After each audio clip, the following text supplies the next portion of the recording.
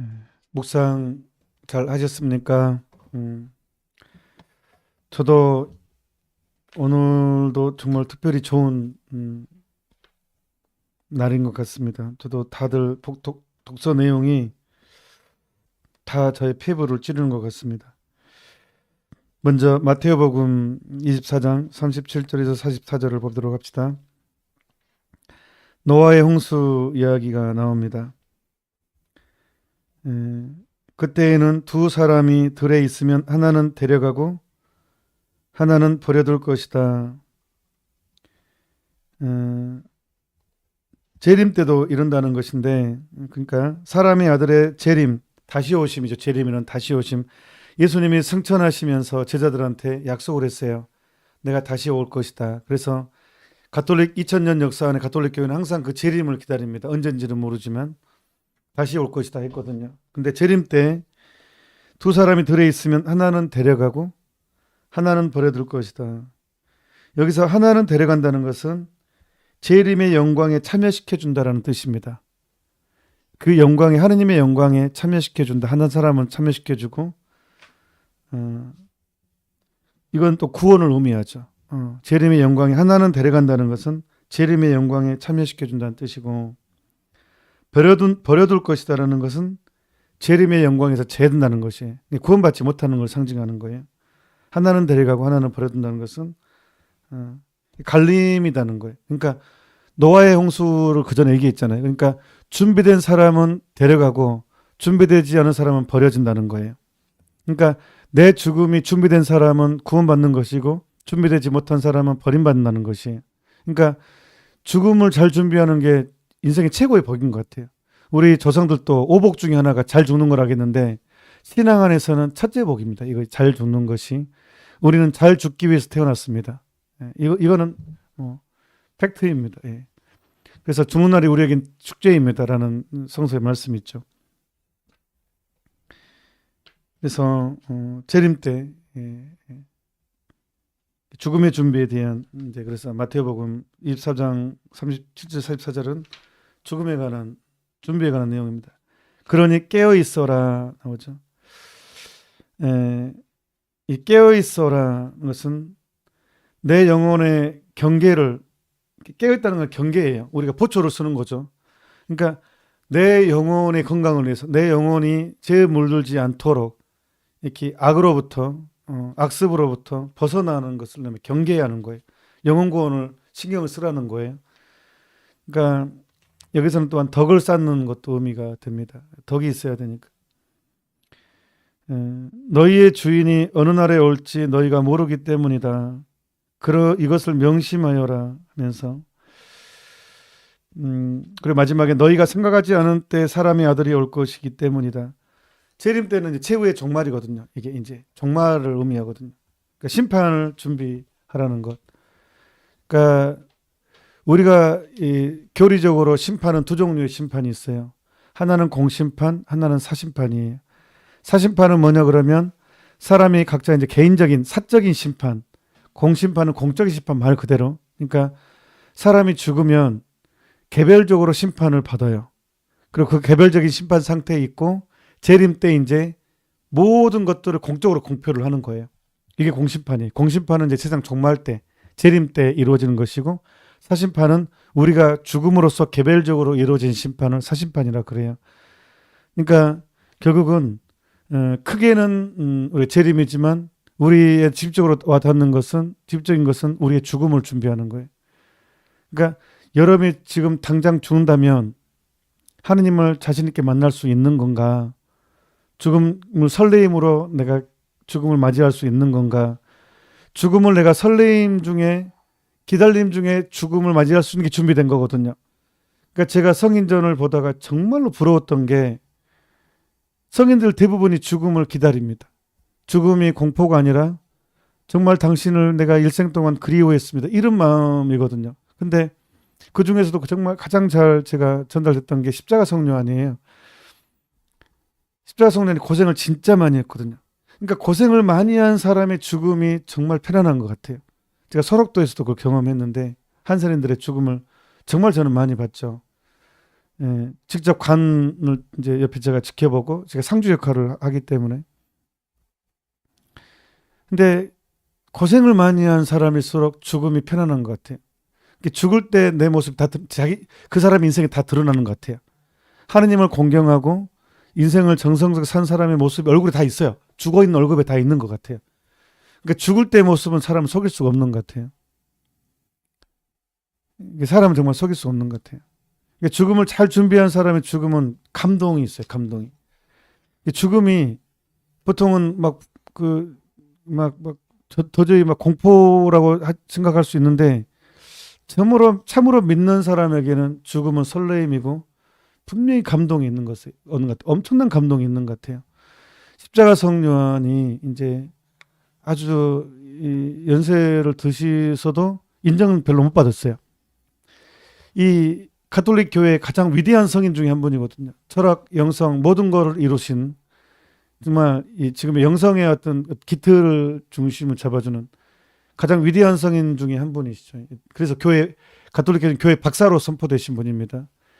이 수많은 성인 성자 중에서 교회 박사로 선포되신 분이 몇 분 열 손가락 안에 있거든요. 그 중에 한 분이 십자가 성요한이. 근데 이분은 이 대단하신 분임에도 불구하고 사람들은 못 알아봐요. 스토웨 안에서도 그렇게 인정받지 못해요. 죽을 때까지. 그래서 아주 외딴 곳에서 초라한 수도원에서 이렇게 생을 마감하시는데 마지막에 저녁 기도하고 나서 그 동료 수사님한테 수사님 오늘 저녁 끝기도는 천국에서 할 것입니다. 그 말을 남기셔요. 저녁 기도 끝나고 오늘 끝기도는 한 2-3시간 있다 끝기도 이제 한다 그러면 오늘 저녁 끝기도는 천국에서 할 것입니다. 하고 진짜 끝기도 전에 돌아가셔요. 제가 그 글을 보면서 얼마나 부러웠는지 이렇게 마무리하면 인생 대박 아닙니까? 비록 인정받지 못했고 살아계실 때는 고생이란 고생, 심지어 수도의 감옥에 갇혀가지고 빛도 못 보고 하루에 한 끼도 제대로 못 먹고 가까스로 탈출을 하고 그렇게 동료들한테 박해를 받고 모욕 정리를 당하고 그런데 그렇게 죽을 때 그런 말을 남기고 죽을 수 있다면 인생은 대박이죠. 저도 그게 너무 부러웠어요. 이렇게 죽을 수만 있다면 얼마나 좋을까. 근데 나 안 죽을래 하고 그러고 싶지는 않은데 이거는 자기가 살아온 모습대로 사실은 죽음은 정리가 됩니다. 내 살아온 모습대로 죽음은 정리가 됩니다. 루카복음 12장 35절에서 40절의 내용입니다. 너희는 허리에 띠를 메고 등불을 켜놓고 있어라. 여기서 허리에 띠를 맨다는 것은 이스라엘 지역 쪽의 옷은 이렇게 외출할 때 일할 때는 이제 원래 옷이 긴 통옷이었어요.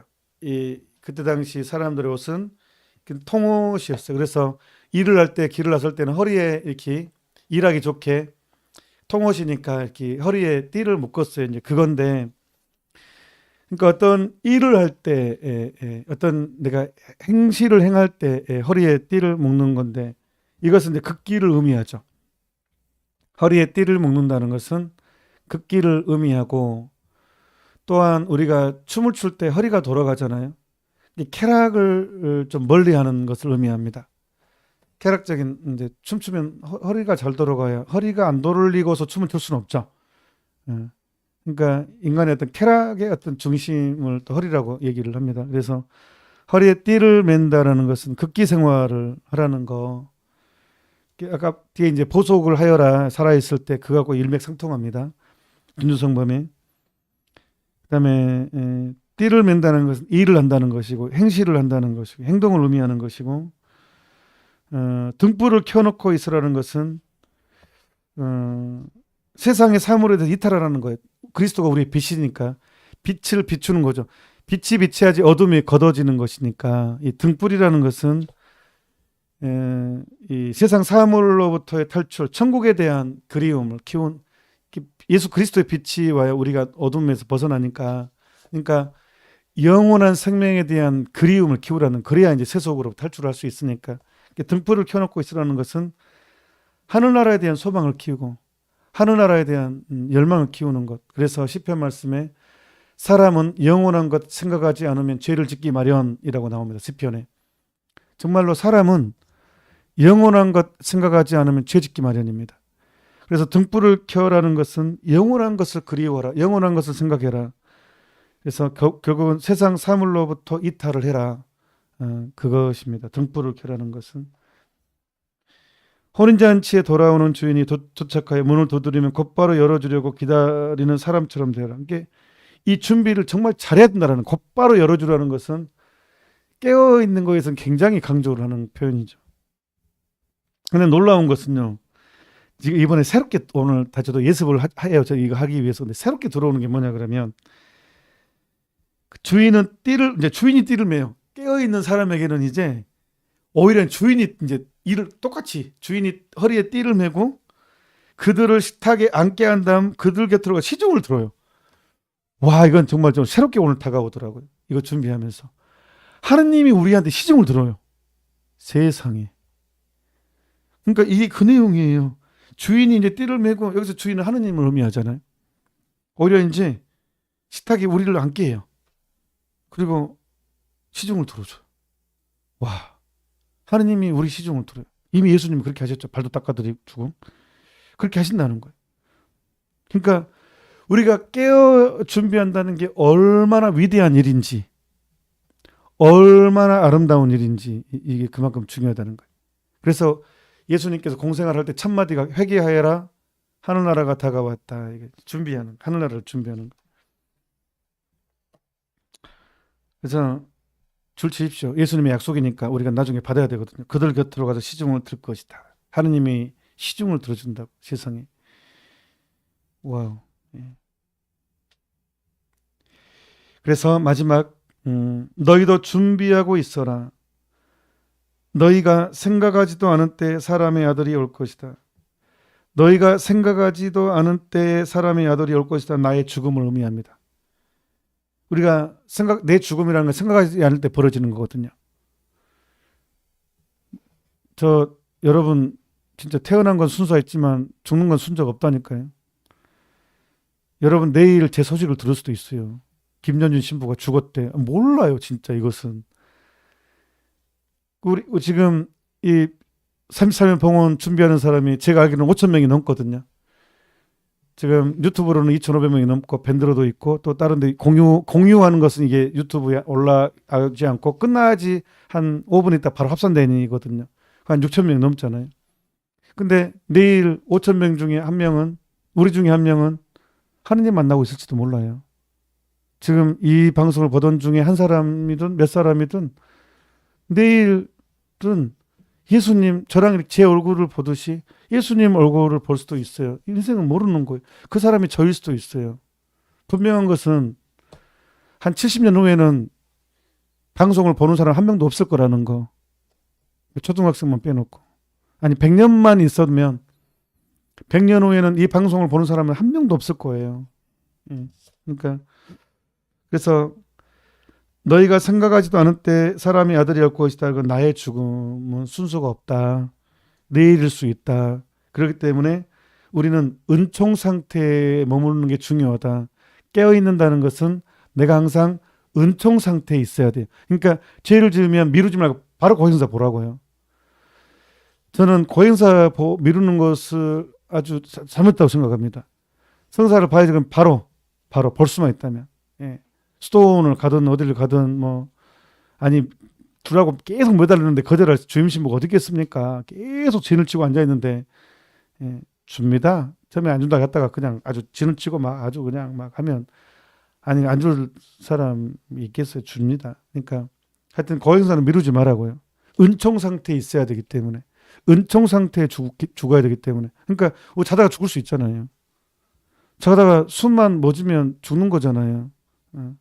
그러니까 원래 잠드는 게 죽는다고 표현하고 영적으로 죽는다고 표현한 거거든요. 이제 일어나는 거 부활하는 것이고. 그러니까 죄를 지으면 미루지 마시고, 미루면 이게 무뎌지게 되고 합리화 더 하게 되거든요. 성찰을 더 못 하거든요. 그러니까 죄를 지으면 진짜로 은총 상태에 있어야 되니까 바로바로 성사를 보는 게 중요합니다. 자, 전조성범 1권 23장 6항에서 9항 오늘 봉독되었습니다. 오 사랑하는 이여, 내가 항상 죽음을 두려워하고 곧 죽음을 당할 것처럼 생각하고 있다면 얼마나 큰 위험을 면하고 얼마나 큰 두려움을 면하랴. 정말 지혜인 것 같아요. 항상 죽음을 두려워하고 죽음을 생각할 수 있는 거. 예. 그래서 가끔 유서 쓰는 것도 중요한 것 같아요. 유서를 한번 써보는 것도 굉장히 중요합니다. 제가 보좌신부 때 신학생 때도 한번 했거든요. 중고등학생들 데리고 이제 여름 신학교를 하는데 제가 몰래 관을 준비했어요. 장의사에서 관을 준비해가지고 진짜 관을 준비해가지고 밤에 촛불만 불 다 끄고 촛불 켜놓고 진짜로 김수철 씨 가수 김수철 씨 황천길이라는 CD가 있거든요. 지금도 인터넷 쳐보니까 있더라고요. 들을 수 있어요. 황천길 상여 나가는 소리 거의 1시간 동안 상여 곡소리거든요. 하면 그러고 있어요. 그거 옛날에 저 어렸을 때 상여 나가는 그 막 그거 그런 되게 고슬픈 한민족 목소리 되게 고슬픈 목소리가 많잖아요. 근데 그거 들으면 진짜 슬퍼져요. 막 마음이 막 그런데 그거 제가 촛불 켜놓고 상여 나가는 소리를 틀어놓고 이제 제가 눈을 감으라고 해놓고 낮은 목소리로 점점 오른손이 마비가 되어 갑니다. 그리고 이제 천천히 그 심장이 멎어 갑니다 하면서 이렇게 하면 애들이 막 비명도 들려요. 그러면서 뭐 눈물 흘리기도 하고 그 다음에 관 속에 한 명씩 데려가서 관 속에 집어넣습니다. 그리고 못질도 하는 것처럼 망치로 두들깁니다. 관 뚜껑 닫고 그리고 나서 다 한 다음에 유서를 쓰게 합니다. 근데요 희한한 게 공통적인 것이 하나 있어요. 제가 그런 피정을 몇 번 해보니까 편지 내용이 공통적인 것이 있더라고요. 딱 발견되더라고요. 뭐냐 그러면 보통 고해성사 보라면 양심천철이 안 되는데 유서 쓸 때는요 꼭 그게 나와요. 왜 이렇게 내가 죄를 많이 졌는지 모르겠다 하면서 부모님께 용서를 청하면서 내가 죄 많은 저를 하면서 그 아이들이요 그렇게 죄 얘기를 되게 많이 하더라고요. 그러니까 사람이 딱 죽음에 임박하면 심판에 대한 그게 딱 이게 본능적으로 작동하는 것 같아요. 이 양심에서. 그러니까 또렷하게 이게 드러나는 것 같아요. 그러니까 이 고해성사에서 해결되지 않으면 이게 죽을 때 다 드러난다니까요. 하나님 앞에 가면 다 튀어나온다니까요. 그러니까 고해성사가 이거를 없애주거든요. 이것들을. 그러니까 내 죽음을 준비하는 것은 고해성사를 잘 보는 거거든요. 이게. 그리고 이제 죄짓지 않도록 노력하는 거. 은총 상태에 있는 거예요. 은총 상태에 있으면 사람이 두렵지 않습니다. 진짜로 죽음이 기다려질 수 있습니다. 깨끗한 사람은 하느님을 뵐 것이다 했잖아요. 마음이 깨끗한 사람은 하느님을 볼 것이다 했어요. 그러니까 깨끗한 양심은 하느님을 볼 때 설레임이 있습니다.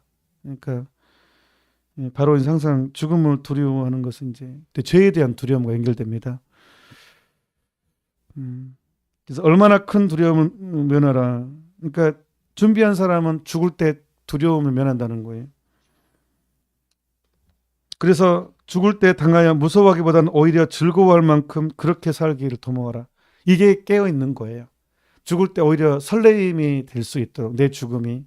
그러니까 고생을 많이 한 사람은 설레임이 있죠. 세상이란 복은 진짜 지지리 복도 없는 사람들은 죽을 때 편하게 죽습니다. 고생을 많이 했으니까. 그래서 부자와 나자로 얘기가 그것이고 제가 설옥도에 있을 때 그런 것을 참 많이 봤습니다. 정말 멋있는 죽음. 정말 제가 분도회장님 제가 진짜 존경했던 설옥도에서 그분의 죽음도 나중에 저는 이제 설옥도를 떠난 이후에 그분이 돌아가셨는데 물론 저는 장례미사는 갔었습니다만 그분이 죽을 때 그렇게 멋있었어요. 와, 이분은 진짜 진짜 나중에 이 멋있는 죽음에 대해서 말씀드리겠습니다.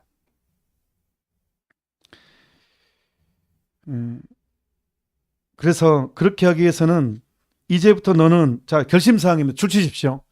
지금부터는 준주성범 6항 이제부터 너는 후세에서 그리스도와 더불어 살기 위하여 후세 내세에서 천국에서 하느님 나라가 도래됐을 때 너는 그리스도와 더불어 살기 위하여 세속에 대하여 죽기를 배우라.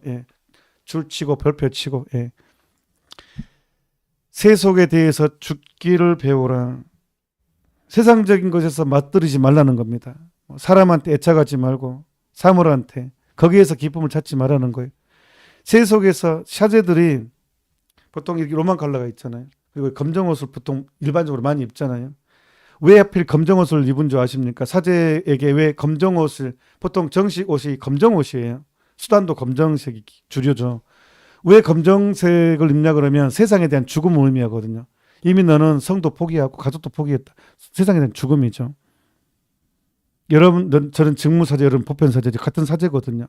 그러니까 그리스도를 따르는 사람은 어쨌든 세상에 죽어야 됩니다. 그래서 세속에 대해 죽기를 배우라. 이제부터 너는 후세에 꺼리낌 없이 그리스도께로 나아갈 수 있도록 모든 것을 경천히, 천히 여겨라. 가볍게 여겨라. 세상적인 것을 지나가는 걸로 여겨라. 여기기를 배워라. 너는 죽을 때 확실히 안심하기 위하여 지금 보속하여 내 육신을 책벌하라. 성인 성녀들의 삶이 이랬거든요. 그러니까 육체를 학대하는 게 아니에요. 나무 겨울에 가수원에서 나무 가지치기를 하는 것은 나무를 죽이자는 게 아니에요. 더 많은 열매를 맺기 위한 거예요. 영적인 열매를 위한, 이제 우리 같은 경우에는 사람의 육체라는 것은 편하게 해주면 편하게 해줄수록 더 편하게 원하는 거거든요. 그리고 죄라는 것은 한가함 중에 들어오거든요. 자, 적으십시오. 죄는 한가함 중에 들어온다. 죄는 한가함을 통해서 들어옵니다. 한가함을 통해서 죄는 들어옵니다. 그러니까 지금 보속하여 내 육신을 책벌하라. 긋기도 하고. 그래서 성모님은 단식 강조하셨죠. 그러니까 성인 성녀들은 단식을 참 많이 했던 것 같아요. 이게 지금 보속하라는 것.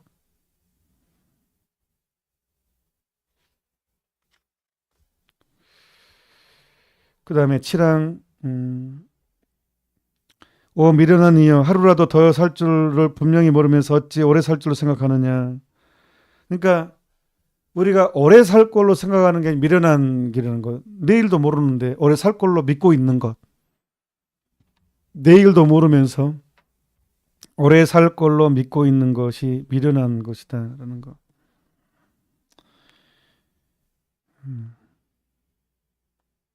파랑 보겠습니다.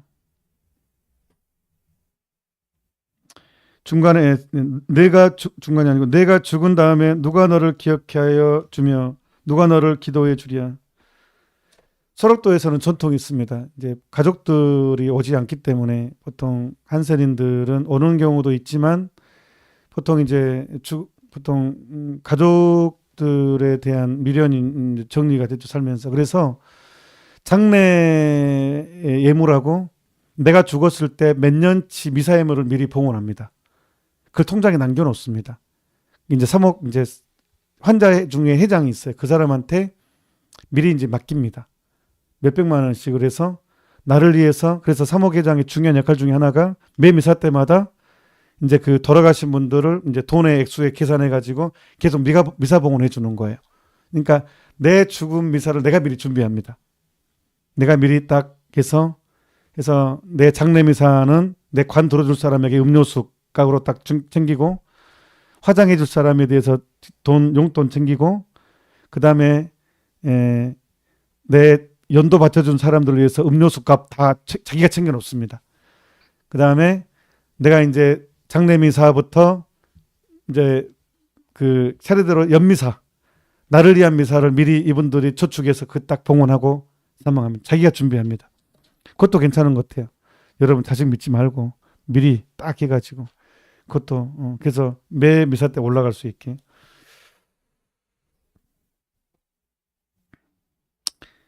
그 다음에 시간이 있을 때 불멸하는 재물을 쌓아 놓아라. 여기서 시간이 있을 때 불멸하는 재물은 자선이죠.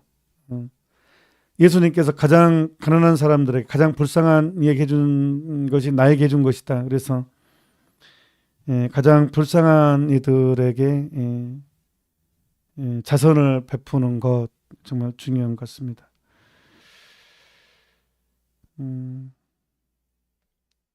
내 영혼을 구하는 일 외에는 아무것도 생각하지 말고 하느님의 사정만 주의하라.